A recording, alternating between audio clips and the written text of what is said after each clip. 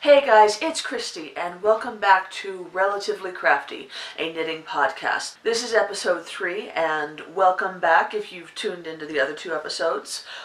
Welcome for the first time, if this is the first time that you've seen me. I kind of wanted to give you a little background information on the name that I chose for my knitting podcast, Relatively Crafty. You see, I come from a highly crafty family. My grandmother was a cake decorator on the side back in the 50s and 60s and even 70s. She would decorate cakes for weddings and for special engagements. In fact, she did my wedding cake back in 1998. It was the last one that she did, but it was gorgeous. My grandfather was a machinist by trade, but he retired early because of a back injury and because of asbestos poisoning, unfortunately. But because he was retired, he had lots of time on his hands, and he was not the type of person to just kind of sit idle. And so he started doing woodworking at home, and my entire childhood, because he was retired before I was even born, my entire childhood is filled with memories of going and spending 2 weeks at my grandparents' house in the summer up in Northern California, and having Papa in his garage, or in later years in the workshop that he built himself. And he would just make things out of wood. Just had to ask him, hey, could you make me this thing?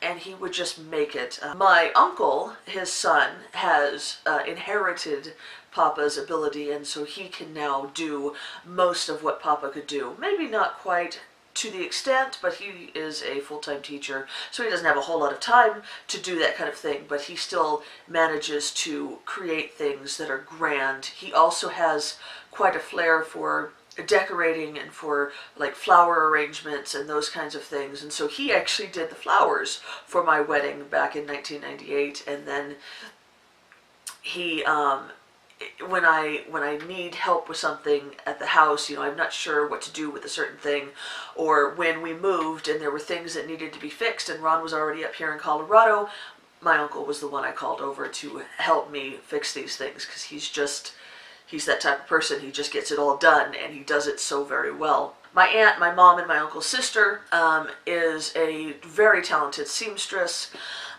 She made my wedding dress. She sews things for the kids. She's made several of my project bags that you will see over the years. And she just really sit down at a sewing machine and she can make it happen. My mom also can sew quite well, but she like my uncle is kind of a jack of all trades. I remember growing up, she did toll painting, and she would do cake decorating as well back when it was really popular in the 70s and 80s. She crochets, she does a lot of things. Oh, she quilts, beautiful quilts. One of these days I'll post a picture, but she made this gorgeous quilt for my bed and gave it to me for Christmas last year. She's just very, very talented. And so growing up, I kind of felt like the black sheep of the family, because here it is, all of these people in these past 2 generations are so crafty, and I was not really. I could do a little bit of cross stitch, like if I paid attention to it I could do it, but I didn't really enjoy it. My mom tried to teach me to crochet once, and I never took to that. And so I felt kind of like I just kind of failed the family in a way. And then I found knitting, and knitting was my craft. That was the one that drew me in, and that was the one that fulfilled me. So I call my podcast Relatively Crafty because my relatives are very crafty, but also because I failed at so many crafty attempts and only managed to succeed at knitting, so I'm only relatively crafty. I like to play on words. It's funny though, because while knitting is the only thing that I can really do, it's something that I do really well, and so I'm really okay with just having the one thing and just really being good at that. So anyway, that is the reason why this podcast is called Relatively Crafty. I don't know if you really wanted to know, but now you do. There you go. So I did not post a podcast last week. I keep going back and forth about how often I'm going to do this.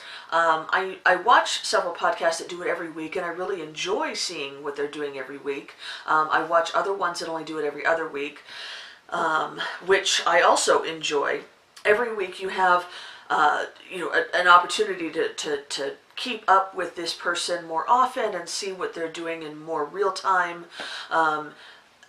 However, every other week means that there's more that's gotten done, so I'm not sure, but I have kind of decided that when I do post, it's going to be on probably Monday, Tuesday, or Wednesday, probably Tuesday, and then my book Friday Reads, and then my Friday Reads video, which has to do with my booktubing, will be posted on Friday, as it always has been.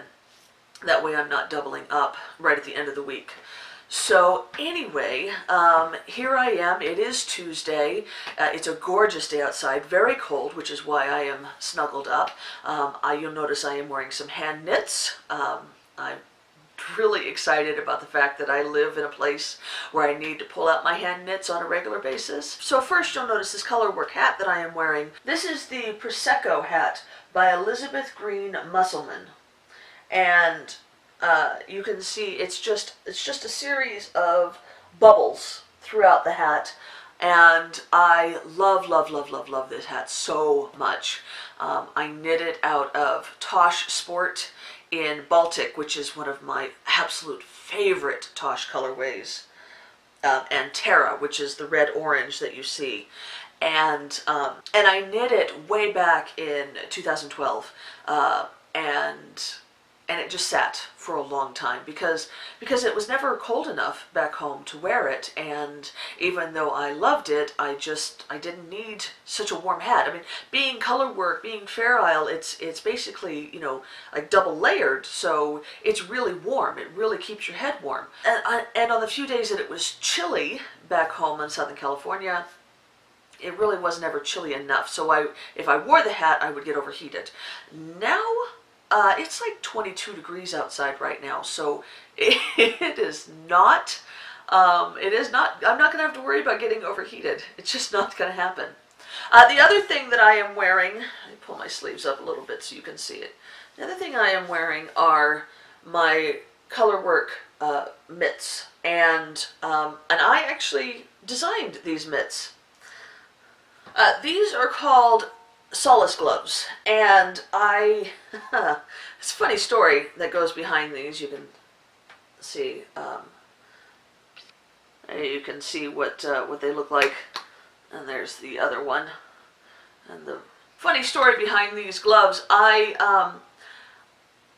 started knitting a pair of colorwork socks years ago, back in 2009, and I don't even remember what the pattern was called, but I knit the cuff of the sock, and as happens with many people who are just learning colorwork, I did not let my floats be long enough. They were too tight, and so I couldn't get the sock over my heel.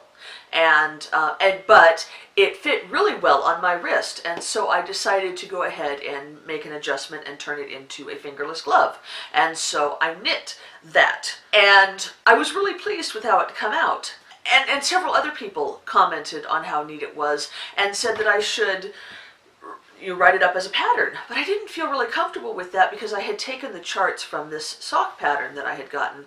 So I went through and I reworked the charts and made them my own. I created new charts for myself with different designs, and then I wrote up the pattern, and it took me a very long time to get that done. Yeah, I didn't actually have the pattern ready for publishing until August of 2012, so it was a couple of years later, and I published it on Ravelry. It was my first published pattern. I was so excited about it. I got a couple of knitting friends to test the pattern for me, and I sent it out into the world, and it was awesome. And it's been neat to have it out there. Not very many people have made it, but that is kind of what happens when you have a niche pattern. I mean, not a lot of knitters feel comfortable doing color work, so they're not going to choose to buy a color work pattern if they don't feel comfortable doing the work. But I do love them, and I wear them often. They're great for, when I need to keep knitting, or when I need to do some typing on the computer, that kind of thing. You'll notice that these are SoCal knits because they don't cover up any of my fingers, and I did that because I hate having that, having my fingers feel like they're compressed into the long fingerless gloves. But again, I didn't have the really cold weather, so I didn't need to have my fingers covered. Now I can't really wear these outside in the winter because they're not really going to do much good. My fingers are going to freeze. You might ask why I am wearing them inside the house, because inside you shouldn't need to wear knitwear, but I have really excessively dry skin, and I cannot use the heater unless it's really necessary. So we keep the thermostat set at like 64. Even lower when we can stand it. My husband revolts if I try to go down much lower than 64.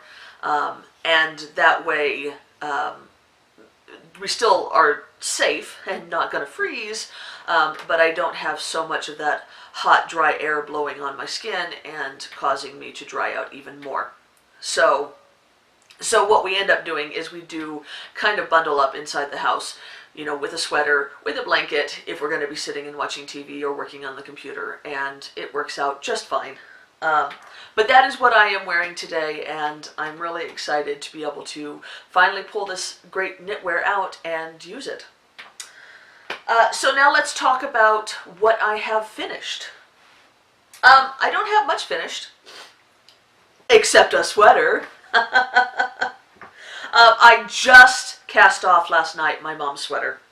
There isn't much to it to look at right now because it really needs to be blocked and all the ends need to be woven in, and it doesn't have buttons, but it is fully knit. It's rolling on the bottom. That's blocking is going to make a big difference about that. But yeah, I've officially finished the knitting on it. I'm really excited about how it turned out. I think it's going to be great for Mom. I'm really pleased that I was able to knit it in less than 2 weeks, which is awesome. I mean, that's just unheard of for me. Even back when I was knitting a lot, I never knit sweaters this fast. So I don't know. I think the fear of having Mom disappointed on Christmas Day when I didn't have a really good present for her, or maybe not that, because she wouldn't be disappointed. But just not the letdown of myself not being able to give her this gift that I had been so excited about. So now it is done, and I can go tonight to my LYS and pick up some buttons, hopefully, and then block it the rest of this week, and put the buttons on and weave in the ends all through the rest of this week, and have it all ready to go way before Christmas comes. I'm really excited about that. So if I didn't mention it, this is the Cape May Lace Cardigan by Nancy Eisman, and it's a really good pattern. I highly recommend it. It's a paid-for pattern, but it's a reasonable price, and it's got a really good construction. Even though it's knit out of DK weight yarn, you're using size 9s, so it goes really fast. The lace pattern is pretty but still simple, so it's easy to memorize. I think the only complaint that I really have is I think the only thing that I would really change is I would put in a selvage stitch at the beginning and the ends of the rows for the body. The pattern didn't call for a selvage stitch. You just went straight into the pattern, the lace pattern, and that became an issue when I went to pick up the stitches for the button bands and for the collar. It was harder to pick up. So I think that, and I should have known this, but I just didn't think about it, and so I didn't do a selvage stitch, and so when I went to pick up the button bands, it was just a headache. But, obviously I did it, and it worked out fine. But I would say that if you are going to make this pattern, that you would do that. Another thing that I would suggest is paying close attention to how the lace pattern looks, and so that you know where to start it. When you're knitting the top down, you start increasing stitches for the neckline, and that means that the lace pattern adjusts a little bit, because you're adding stitches to the beginning of the pattern, or rather to the beginning of the row, or to the end of the row, and so it changes where you start the lace pattern. So you have to really be able to read the lace to know where it is that you need to start your yarn overs and your knit two togethers and that kind of thing. That is honestly, that is one of the things that I would recommend for any knitter, is to learn how to read your knitting. It makes knitting and doing patterns so much easier when you can see what it is that you did in the row before, and you can see what you did several inches above, that kind of thing. So it made it a lot easier for me to be able to do this, because I could read my knitting and I knew exactly where I was supposed to do the yarn overs and whatnot. The same happened on the sleeves, because you do decreases as you go up, and you do the sleeves in the round while you do the rest of the body flat, and as you're doing the decreases, the pattern kind of changes, and so you have to know where to start the lace part. So, but other than that, it was a really fun knit, and really good, and I'm really glad. I used almost 8 skeins. I have just this little bit left over from the 8th skein. I don't know how that worked out, but I'm glad that it did, because now I have 7 and a little bit more left over in the purple, plus I have like 11 skeins in a gray, so I can maybe make myself a little stripy something later on down the road. Now that I've knit with this yarn, I really like it a lot, and I can't believe that I was going to destash it, because I really think that it was very pleasant to knit with, honestly. So yeah, I'm really excited to make myself a sweater out of the rest. And so you would think that now that I have finished Mom's sweater, I would get right back into my own sweater, this one that has been sitting and waiting since I started my Mom's. But of course, the siren song of other projects has called to me. So I'm taking a little bit more time off of my own sweater. I still have another Christmas gift to knit for my cousin, who is coming as a surprise for Christmas. We haven't seen her in years and years, and so I hadn't expected her to come, but since my entire family is coming, my uncle asked her if she wanted to go, and she said yes, and so she's coming as well. She's coming from North Carolina, and so since she's going to be here, I'm going to knit her a hat and some gloves for Christmas, and so I do have to do those, but yeah, like I said, it's cold outside, and I want something to cover my neck area. I have a single cowl. I've never had any use for cowls back home, so I just only had the one, and it sat in my knitting thing with my hat. Just sat there kind of languishing, because there was no need for cowls. However, we do need them here for sure. So so I've started a little cowl project for myself out of bulky yarn. I should probably even maybe finish it today. If not today, then I'll finish it tomorrow. I just cast it on this morning, but it's, as I said, it's bulky on size 11s, so it's not going to take very long to knit. I have it in my little owl and fox and hedgehog kind of fall knitting bag. This is one of the bags that my aunt made for me. Last Christmas, she gave me a bunch of bags as part of my Christmas gift, and I'm just loving them. It's got this really pretty orange interior fabric. Orange is my favorite color, so yeah, this whole bag just makes me happy. The yarn is the Plucky Knitter Snug, which is 70% merino, 20% cashmere goat, and 10% alpaca. So as you can imagine, it's super duper soft. It's so, I mean, total next to your skin soft. So I thought this would be perfect for a cowl. I had just the single skein in this beautiful red, which is called Mani Petty. I just absolutely love this red. It's perfect for, you know, people who like bright colors. It's perfect for this month, you know, being, you know, December with the Christmas coming up, and it's perfect for a cowl. So I can't wait to have this made. As I said, I've started it. I don't have a whole lot, just a couple of rows of ribbing. The pattern that I'm making is the River Deep Mountain High bulky version by Molly Girl Yarn, and it's a free pattern. You can get it on Ravelry. I'll of course link it down below. Super easy. I was basically going and just finding a cowl that was going to be snug around the neck. I didn't want one of the ones that you wrap several times or that hangs more like fashion than warmth. But I also wanted something that was going to only use 110 yards or less, because that's all I had in the single skein. So I have managed to accomplish that with this pattern. And it just helped that it was free. I like it when that happens. So anyway, I'm really looking forward to finishing that up, and then I'm going to move on into the hat for my cousin. I'm not sure exactly which pattern I want. I've picked up some Malabrigo yarn, which I'll show you in a minute. Malrios, and that's what I'm planning on using, but I haven't picked out a pattern yet. She's 24 or 25, so something, trendy and pretty. She's just gonna rock it, whatever. She's a gorgeous girl, so whatever I knit is gonna look great on her, but I want it to be something she's gonna like as well.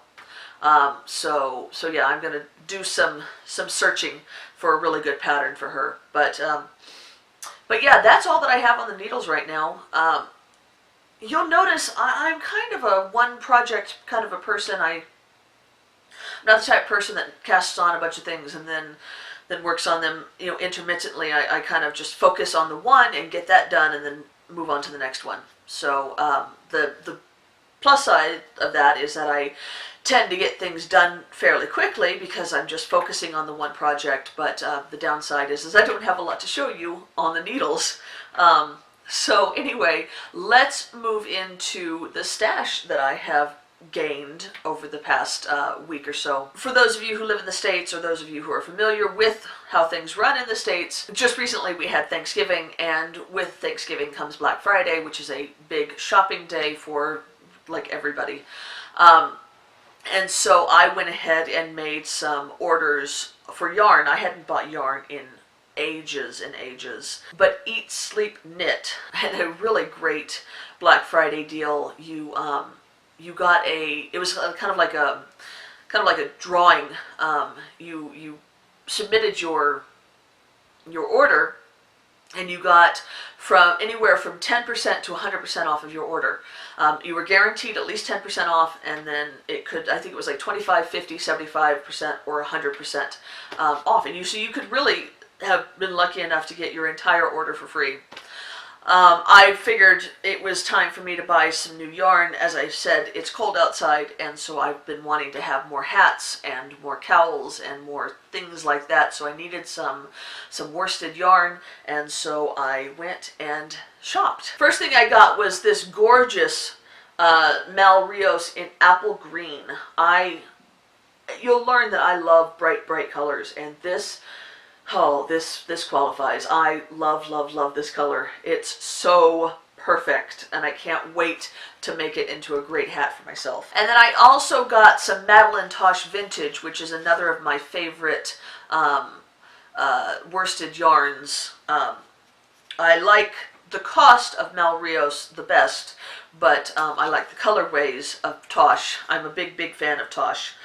So the first one I got is Electric Rainbow, which just has all these colors and then speckled with black. I'm not normally a fan of black. Like you'll notice I don't really ever wear any black, but the rainbow kind of got me. I'm hoping that the black will play in the background. Parts of it does. Parts of it looks a little bit too prominent, so we'll see how it goes. I may end up using this for my kids who have no compunctions to black. And then the other one I got was Holly Festival, which is this gorgeous white skein that's speckled with some really bright pink and green and blue, and there's some orange in there, and maybe even a little bit of yellow. Or maybe that's just the orange. But yeah, I love this. I love Oh yeah, I can't. I love this. This is just perfect. And then, as I mentioned, I had to pick up some yarn to make my cousin something, and so I went to my yarn shop last week and picked up this skein. I actually picked up two, but one's already wound, of Malabrigo Rios in Ivy. It's just this really pretty green tonal, and I think it's going to be perfect for her. I'm planning on making a hat and maybe some fingerless gloves. I think they'll both work out quickly and will be perfect for her. And then because I can't buy yarn for somebody else and not pick some up for me, it's the same as when I go to the bookstore. If I'm going to buy a book gift for somebody, I'm going to pick one up for me too. I went ahead and grabbed this really pretty skein that I hadn't seen before. And it is called Queguay, maybe? Queguay. And I have a skein of Indicida in my stash, and this is very reminiscent of it. Like, this is slightly more purple, but yeah, they do kind of complement each other quite a lot, which is kind of a bummer, but I should have known that when I picked it up.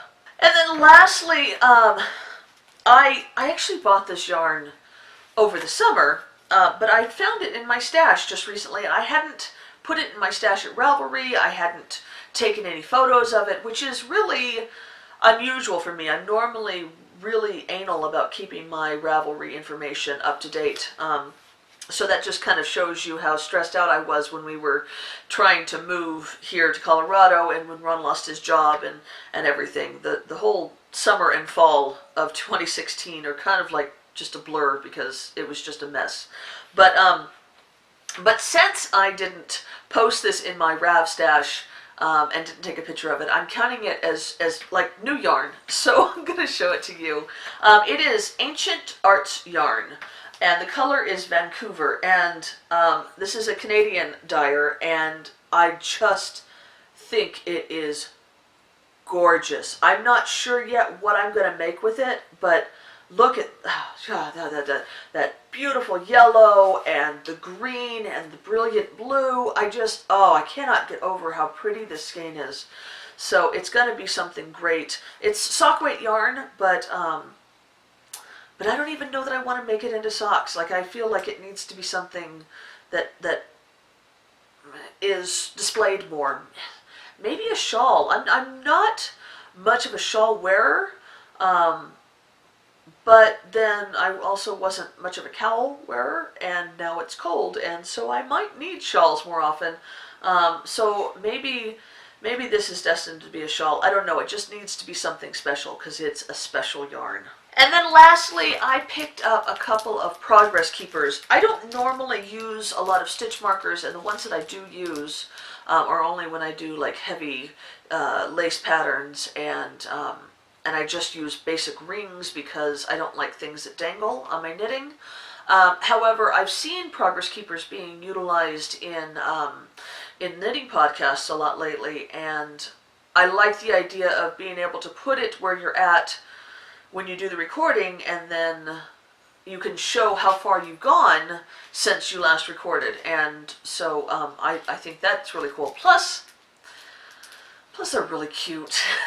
So I can't hardly ever turn down anything that's cute.